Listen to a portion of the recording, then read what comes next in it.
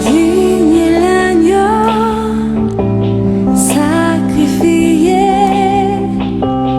il est saint, il est saint.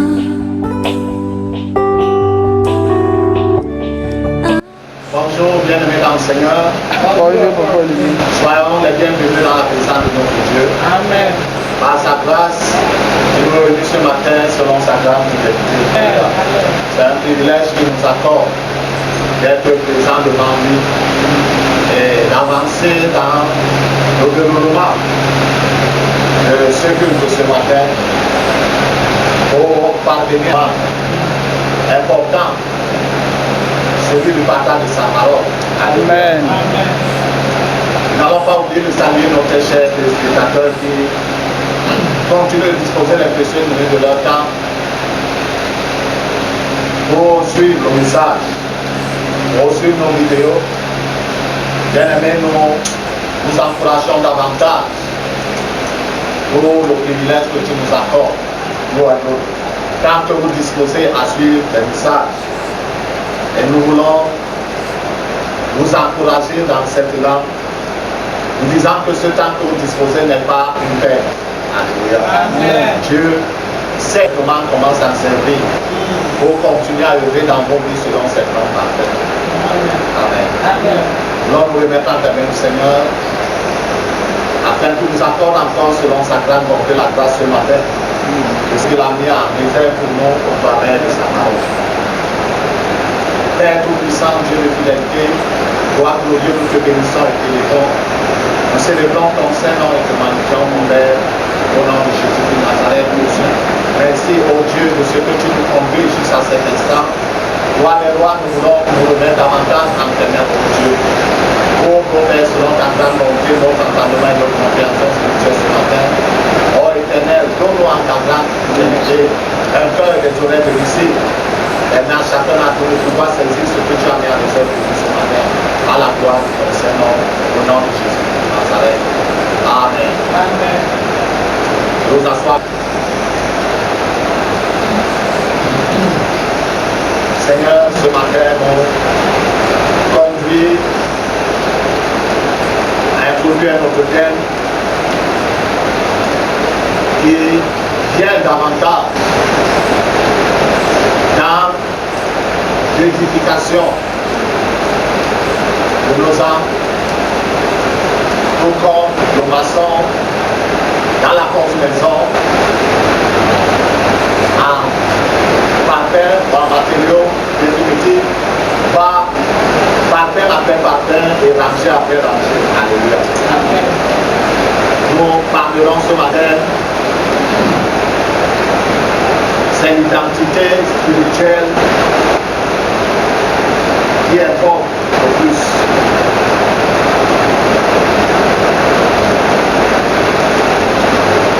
C'est l'identité spirituelle qui importe le plus. Alléluia. Amen.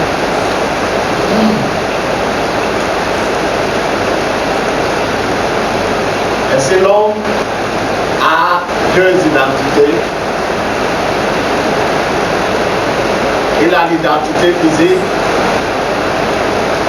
et il a l'identité spirituelle. Beaucoup mieux d'identité spirituelle et il a l'identité physique. Alléluia. L'identité spirituelle nous permet de pouvoir communiquer avec le monde, de pouvoir opérer dans le monde spirituel. Et l'identité physique lui permet de pouvoir opérer dans le monde physique. Alléluia. Amen. Nous pouvons ici voir l'identité. Ça, c'est la définition, bien entendu, de l'identité. L'identité est un caractère permanent.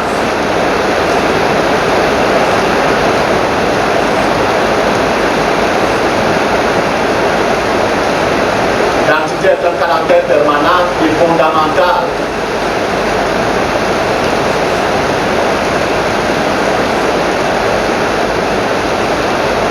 De quelqu'un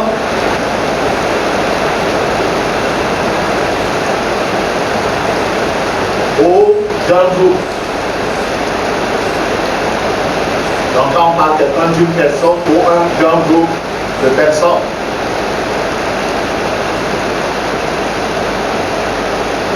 C'est ce qu'est son individualité.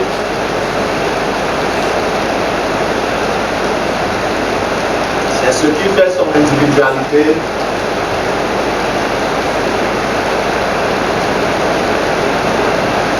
Sa singularité.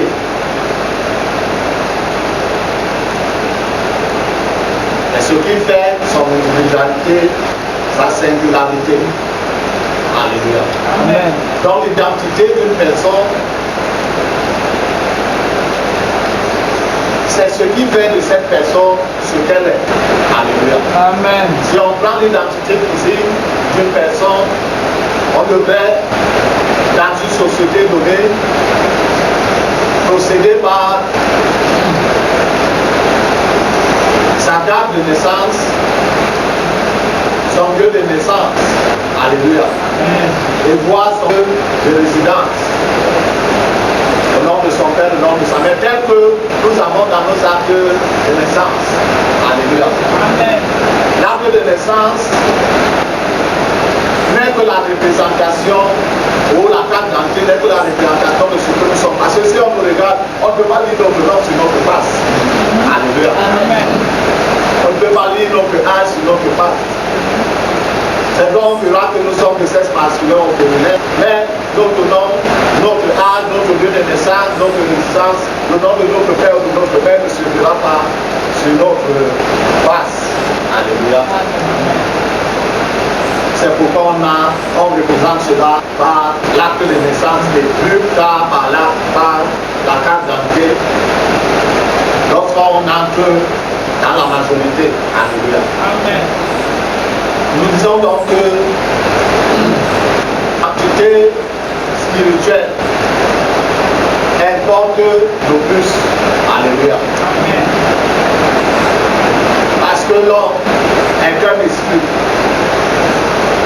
Avant d'être, comment dire cela, introduit dans un corps physique,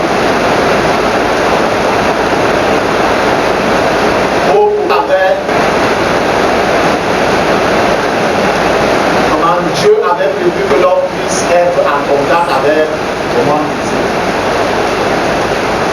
Si Dieu avait seulement pensé à l'homme sur la terre, il n'aurait pas créé le monde physique dans lequel nous sommes.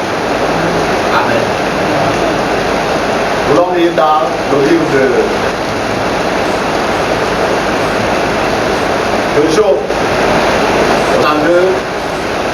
Nous lisons le verset 8.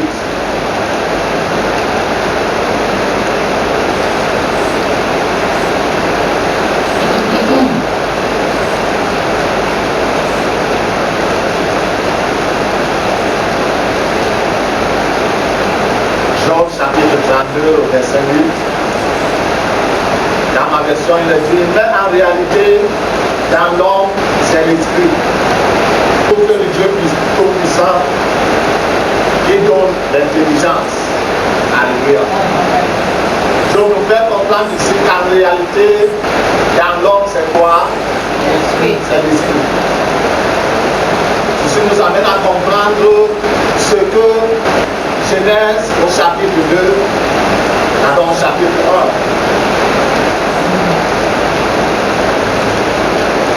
1, verset 26 au verset 7, dit, quand Dieu a dit, créons l'homme à notre image et selon notre ressemblance, qu'il domine sur les poissons, sur les animaux, qu'il étend sa domination sur tout le reste de la création. Dieu avait créé l'homme à son image. Tout comme Dieu est esprit, l'homme également est esprit. D'abord. Et plus tard, parce que Dieu avait prévu que l'homme puisse opérer dans le monde physique également, il a formé le corps par la poussière. Alléluia. Et l'homme a été introduit dans un corps physique. quitter le monde physique. Parce que l'esprit ne peut pas contacter les choses. Si l'esprit passe la même ici, ça ne va pas traverser. Et Dieu, donc, créant l'homme à son image selon sa ressemblance, avait prévu que dans la suite, c'est pourquoi l'homme pouvait promulguer. Créer comme Dieu, mais au niveau inférieur. On voit qu'après cela, Dieu avait amené tous les animaux vers l'homme.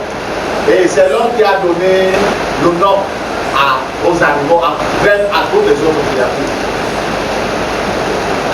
Parce qu'il avait en lui une portion de la divinité. L'on lit également dans le livre de Genèse, chapitre 5. Premier verset au verset 3.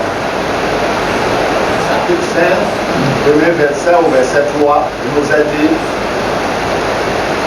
voici le livre de la postérité d'Adam. Lorsque Dieu créa l'homme, il le fit à la ressemblance de Dieu. Il créa l'homme, la femme, il les bénit et les appela du nom d'homme lorsqu'il fut créé. Verset 3. Adam, âgé de 130 ans, engendra un fils à sa ressemblance et selon son image, et il lui donna le nom de Seth. Alléluia. Nous pouvons voir ici la différence ou alors la décadence entre les premières portions même, premier verset du chapitre 5, qui se rapporte au chapitre 1, verset au verset 27. Alléluia. Amen. Dieu créa l'homme à son image et selon sa ressemblance.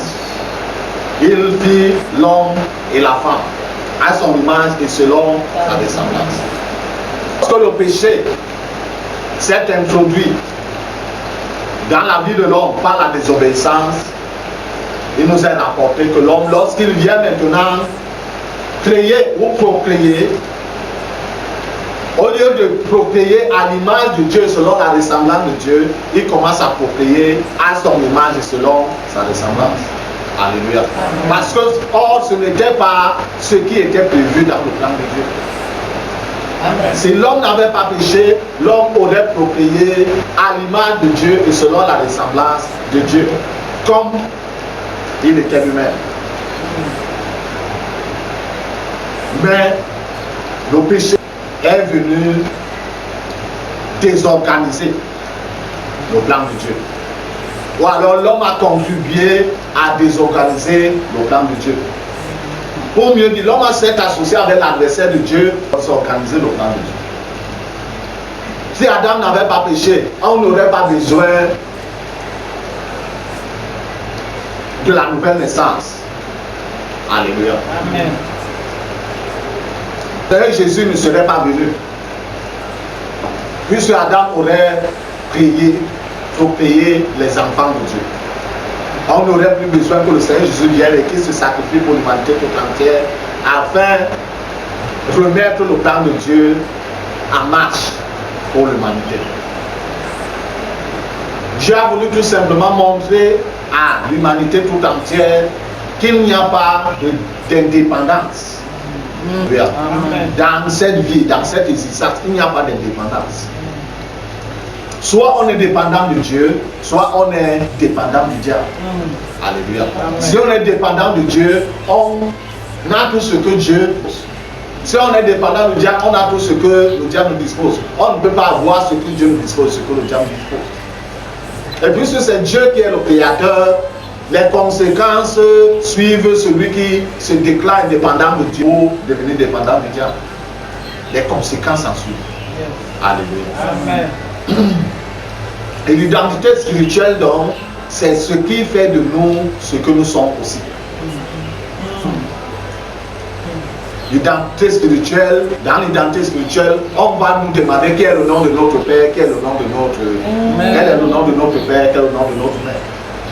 Alléluia. Amen. Et effectivement, personne ne peut, comment dire cela, se cacher. Personne ne peut tromper. Dans le spirituel, il n'y a pas de cachotterie.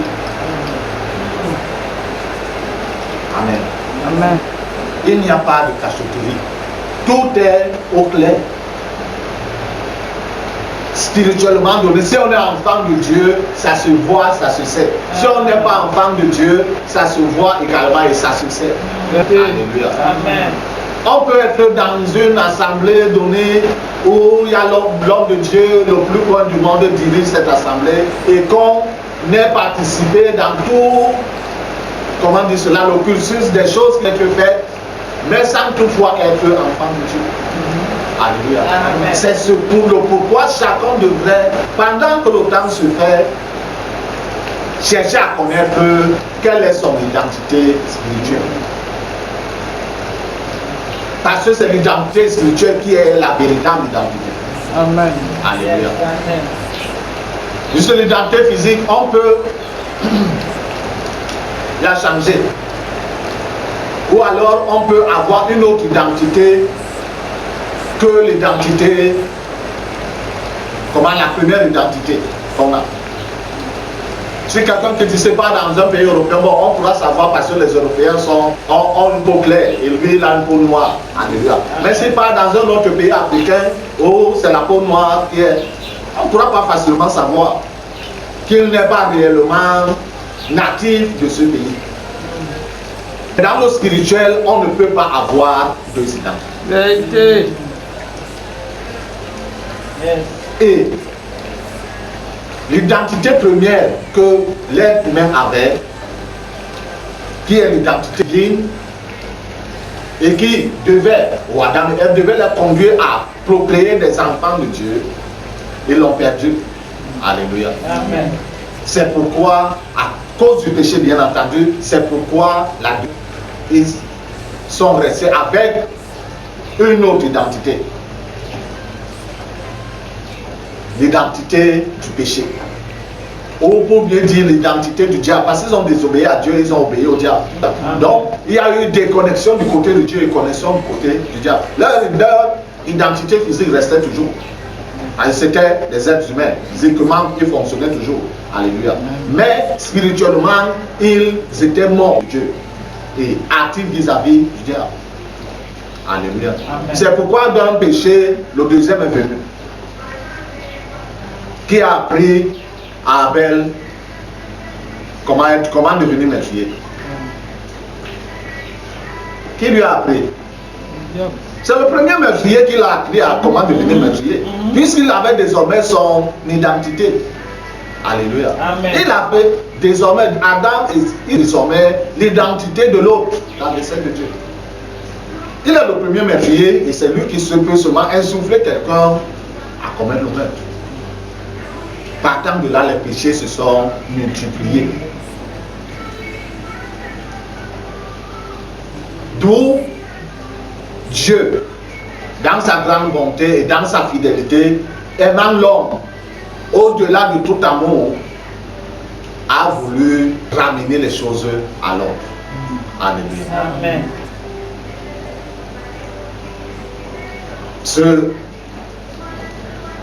Cette méditation nous prendra beaucoup plus de temps. Alléluia. Ainsi, bien-aimés dans le Seigneur, cette haute identité ou alors cette fausse ou mauvaise identité qui découle d'Adam ne peut jamais servir aux intérêts de Dieu.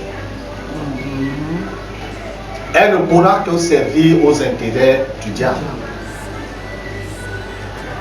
C'est ce qui a permis au diable de s'introduire lui-même et de continuer à progresser dans son œuvre dans la famille humaine. Et toute personne qui est sous cette identité, longtemps qu'elle n'est pas déconnecté de cette identité pour rentrer dans l'identité originelle, c'est-à-dire de Dieu, le plan de Dieu dans sa vie ne peut pas s'accomplir. Et si cette personne là sous cette identité-là, même si elle a été la plus fervente dans une assemblée donnée, pentecôtiste bien entendu, parce qu'on se dit que les autres assemblées sont mortes des assemblées pentecôtistes, aussi longtemps qu'elle a servi et tout, dans une assemblée pentecôtiste, si l'identité là, la fausse, parce que la vraie identité que l'être humain devrait avoir, c'est celle de Dieu. Mais l'autre identité qui est à cause du péché, si la personne meurt sous cette identité, c'est l'enfer. Alléluia. C'est pourquoi pendant que le temps nous permet, l'homme devrait savoir, rechercher devant Dieu, quelle est ma véritable identité. Sur quelle identité j'opère depuis. Et cette identité-là, la fausse, nous, ou alors, permet au diable de nous utiliser comme il veut. C'est pourquoi le sorcier peut venir, même dans l'assemblée. On nous disait avant que non, le sorcier ne peut pas rester dans une assemblée parmi. Il peut. Alléluia. Amen.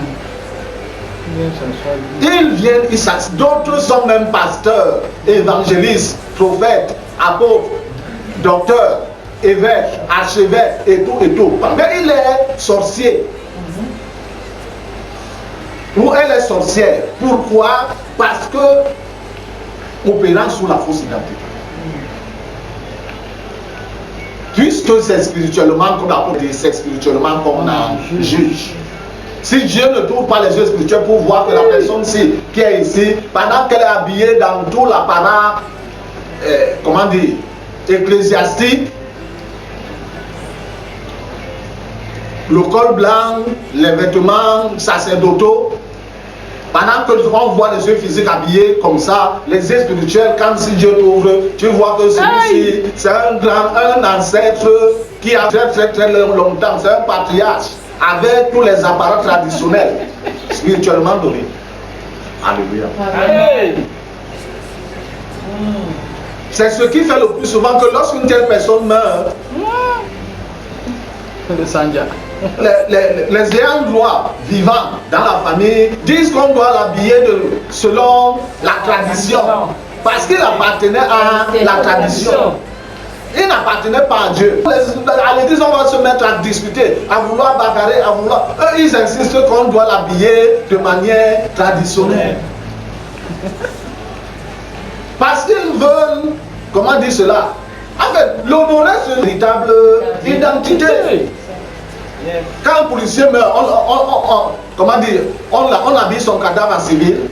Quand un militaire meurt, on habille son cadavre en civil. Quand un gendarme meurt, on habille son cadavre en civil. Quand un préfet, un sous-préfet meurt, on habille son cadavre en civil. Non, on doit l'honorer selon l'identité qu'il avait. C'est pourquoi ils insistent. Non, on va se mettre à bagarrer. Non, c'était un homme de Dieu, c'était une femme de Dieu. On doit. Eux, ils disent non, hein. C'est comme ceci qu'on doit l'habiller. Et finalement, on habille le cadavre selon sa dignité ancestrale et maléfique. Alléluia. Pendant que le temps se fait encore bien aimé, cherche à connaître au devant de Dieu quelle est la véritable identité de Dieu. Parce que c'est l'identité spirituelle qui importe. L'identité physique n'importe pas.